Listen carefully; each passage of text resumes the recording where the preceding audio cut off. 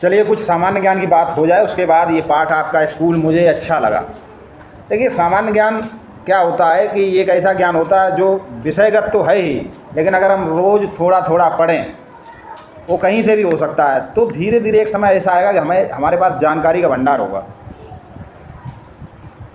जैसे कि भारत की प्रमुख इमारतें, तो भारत की एक प्रमुख इमारत का नाम बताओ। ताजमहल। सबसे पहले जिसका नाम आता है वो है ताजमहल। और फॉरेनर विदेशी आते हैं हमारे ताजमहल को देखने, और बहुत सारी विदेशी आय प्राप्त होती है। लेकिन इसके साथ साथ एक से एक हैरत अंगेज कारीगरी के साथ दक्षिण भारत में जो है ताजमहल की टक्कर की इमारतें हैं बड़ी बड़ी, लेकिन उनका उतना प्रचार प्रसार नहीं हो पाया। तो लोग ताजमहल को देखने जाते हैं, उन इमारतों को कम लोग जाते हैं। यदि उनका भी प्रचार प्रसार किया जाता तो आज हमारे देश में घूमने के लिए विदेशियों के लिए बहुत सारी जगह घूमते हैं। जयपुर बहुत घूमते हैं, ताजमहल महाराष्ट्र में घूमते हैं, झांसी जाते हैं, हर जगह घूमते हैं। लेकिन ताजमहल की जो प्रसिद्धि मिली उससे भी अच्छी अच्छी इमारतें हमारे देश में हैं। कोणार्क का सूर्य मंदिर, बृहदेश्वर मंदिर, तो बहुत सारे मंदिर। दक्षिण भारत के जो मंदिर हैं पत्थरों को काट काट के, एक बड़े से पत्थरों को ही काट काट के पूरा मंदिर बना दिया। इतनी विशाल उसमें नक्काशी है कि घूमो तो पूरे दिन घूमते रहो एक मंदिर में ही, और घूम नहीं पाओगे। खैर, आज हम बात करेंगे कि हमारा देश 15 अगस्त 1947 को स्वतंत्र हुआ था। इसके लिए बहुत सारी कोशिशें, बहुत सारे प्रयास किए गए। गांधी जी, जवाहरलाल नेहरू, भगत सिंह आज़ाद, सुभाष चंद्र बोस, चंद्रशेखर आज़ाद, अशफाक उल्लाह, बिस्मिल्लाह खां, बहुत सारे, सरोजनी नायडू, बहुत सारे लोगों ने कोशिश की। लेकिन हम ये भी जानते हैं कि 1947 से पहले हमारे देश में एक बहुत बड़ी क्रांति हुई थी, जो कहते पहली क्रांति थी जिसने अंग्रेज़ों के पैर हिला दिए थे। मतलब जो भारत देश में टिके हुए थे एक बार वो भी हिल गए थे। तो वो क्रांति कौन सी थी? 1857 की क्रांति। और जो 1857 क्रांति थी, माना जाता है ये पहली एक बड़ी क्रांति थी, जिसमें झांसी की रानी, मंगल पांडे, तात्या टोपे, कुंवर सिंह, बेगम हजरत महल, नाना साहब, बहादुर शाह जफर। लेकिन ये तो आप कन्फर्म हो गए हो, देश को स्वतंत्र कराने में 1857 की क्रांति, उसके बाद 15 अगस्त 1947, इसके बीच का जो समय है उसमें बड़े बहुत प्रयास हुए। लेकिन 1857 माना जाता पहला बड़ा प्रयास, लेकिन उससे पहले भी बहुत सारे विद्रोह हुए थे।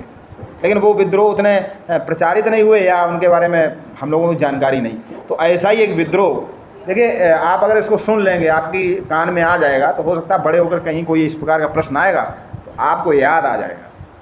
तो 1857 की क्रांति से पहले एक विद्रोह हुआ था जिसका नाम था संथाल विद्रोह। अब पूछिए संथाल कौन है? तो देखिए अंग्रेज जब भारत देश में आए थे तो उन्होंने जो हमारे जंगल थे, देखिए उसी समय 1853 में एक रेलगाड़ी चलाई गई भारत में, पहली रेलगाड़ी बम्बई से ठाणे के बीच में। वो दौर था जब पूरे विश्व में रेलवे लाइन बिछाई जा रही थी, रेल की पटरियाँ बिछाई जा रही थी। इंग्लैंड में भी, यहाँ भी अंग्रेज़ों ने रेल बिछाई थी, इसलिए माल ढोने के लिए। यहाँ से लूटेंगे और समुद्र तक तो ले ही जाना, फिर जहाज में रखेंगे। तो उसमें पूरे देश में जहाँ जहाँ उनके उपनिवेश थे वहाँ वो रेल की लाइन बिछा रहे थे। तो इन लोगों ने क्या किया, जो जंगल थे, रेलवे लाइन बिछाने के लिए चाहिए लकड़ी के डाले जाते हैं। रेलवे लाइन देखी कभी? लकड़ी के पटले जैसे बीच बीच में डाली जाती, पटरी जैसी, उसको कुछ बोलते हैं। तो वो आए कहाँ? वो जंगलों से आए। कितनी रेलवे लाइन है भारत में, लकड़ी कहाँ से आई? अब तो उसके बिछने लगे हैं, पत्थर के, सीमेंट के। तो सीमेंट के होते हैं, पहले लकड़ी के होते थे। तो अंग्रेज़ जो है उनको जंगलों से काटते थे। अच्छा, जंगल के जो लोग होते हैं, जैसे एक पाठ है इसमें शायद आपने पढ़ा था, वो कौन, कक्षा 6 में है, क्यों लड़की। जंगल के लोग होते हैं, उनका वही, उनके पास ज़मीन नहीं होती, खेती नहीं होती है, वही जंगल की लकड़ी बेच के, जंगल शिकार करके, जंगल से फल, शहद, यही उनका रोजी रोटी। तो अंग्रेज़ लोग उन जंगलों पेड़ों काटते थे, वो लोग विद्रोह करते थे। साथ ही वहाँ पे कोयला होता उसका खनन करते। तो उन लोगों ने मिलके, जो आदिवासी जिन्हें बोलते हैं, उन्होंने अंग्रेज़ों को खूब विरोध किया। उसी में एक था संथाल विरोध। कोल, बिरसा मुंडा का नाम सुना? कभी नहीं सुना। कोल भील, ये बिरसा मुंडा थे, वो उनके भगवान कहे जाते हैं। उन्होंने अंग्रेज़ों का विद्रोह किया। लाइब्रेरी में बहुत अच्छी अच्छी किताबें हैं, समय निकाल कभी उनको पढ़ो। खैर हम पढ़वाएंगे क्योंकि ये हमारा विषय है। तो संथाल विद्रोह जो हुआ था वो 1855 से लेकर 1856 के बीच में हुआ था। 169वीं वर्षगांठ अभी मनाई गई 30 जून को। ठीक है। विद्रोह की याद में हर साल इस दिन को हूल दिवस, अब कोई कहेगी हूल दिवस क्या है? हूल दिवस संथाल विद्रोह का ही वो है, हूल दिवस के रूप में मनाते हैं। बता दें संथाल विद्रोह की शुरुआत 30 जून 1855 हुई थी, यानी 1857 क्रांति हुई थी 1855। इस विद्रोह के नेता थे सिद्धो, कानो, चांद और भैरव के साथ उनकी बहनें फूलो और झानो, उनकी बहनें थीं। इस विद्रोह का स्थान था राजमहल की पहाड़ियाँ, राजमहल की पहाड़ियाँ, पहाड़ियों के नाम है राजमहल। ब्रिटिश औपनिवेशिक अधिकारियों और साहूकारों द्वारा संथालों का शोषण और उत्पीड़न संथाल विद्रोह का प्रमुख कारण था। तो अंग्रेज शोषण तो करते ही थे। विद्रोह के कारण 10 नवंबर 1855 को मार्शल लॉ घोषित किया गया। कब शुरू कब हुआ था विद्रोह? 30 जून को। फिर मार्शल लॉ कब लग गया? 10 नवंबर को। मार्शल लॉ समझते क्या होता? बिना मुकदमा चलाए जेल में डाल देना। कुछ वैसी उन्हें सशंकित होंगे तो गोली मार दें, ये मार्शल लॉ होते हैं, कर्फ्यू जैसा होता है, जो 3 जनवरी 1856 तक चला। कार्ल मार्क्स एक अर्थशास्त्री हुए। अर्थशास्त्री कौन होते हैं तुम लोग कहोगे? तो अर्थशास्त्री वो होते हैं जो अर्थ धन से संबंधित, वित्त से संबंधित, देश की जीडीपी, देश का विकास, देश का उत्पादन, ये इन सब विषय के बारे में जो जानते हैं उन्हें कहते हैं अर्थशास्त्री। तो अमर्त्य सेन भारत के अर्थशास्त्री, उन्हें नोबेल पुरस्कार मिला। कार्ल मार्क्स थे, उन्होंने अपनी पुस्तक नोट्स ऑन इंडियन हिस्ट्री में इस भारत की पहली संगठित जन क्रांति उन्होंने बताया भारत की जो पहली क्रांति थी वो 1857 की क्रांति नहीं, संथाल विद्रोह था, लेकिन ये छोटा था। 1857 क्रांति थोड़ी बड़ी थी। विद्रोह के बाद ब्रिटिश सरकार द्वारा 1876 का संथाल परगना काश्तकारी अधिनियम पारित किया गया। 1876 में संथाल परगना नामक क्षेत्र बनाए गए।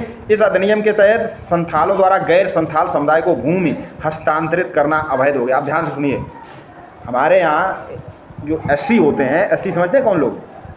एससी शेड्यूल कास्ट, जो हमारे भारतीय समाज में जैसे जाटव हुए और धोबी हुए, ये जो छोटी जातियाँ, ठीक है, संविधान में कोई छोटा नहीं है, लेकिन हाँ जो हमारी उसमें व्यवस्था में चल रहे थे, तो इनको एससी कैटेगरी में रखा गया। तो इनकी खेती कोई जनरल का या ओबीसी का व्यक्ति जैसे हम या आप नहीं खरीद सकते। क्यों नहीं खरीद सकते? क्योंकि पहले क्या होता था कि जब अंगूठा लगवा लिया या कर्ज लिया, उसमें कर्ज ब्याज नहीं दे पाया तो उसमें अंगूठा लगवा लिया, तो उनकी ज़मीन चली गई।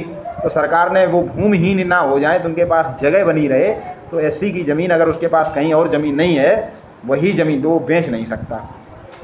तो इसका कुछ फ़ायदा हुआ?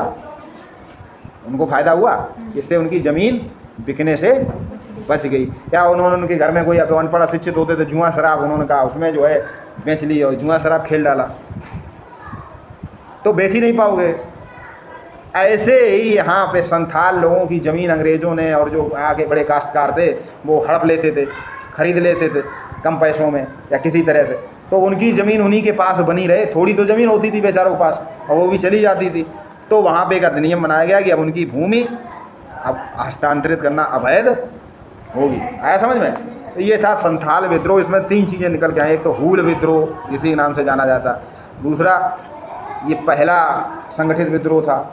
तीसरा, इन लोगों की 1876 अधिनियम हुआ, इनकी ज़मीन नहीं खरीद सकते थे। तो वही कहानी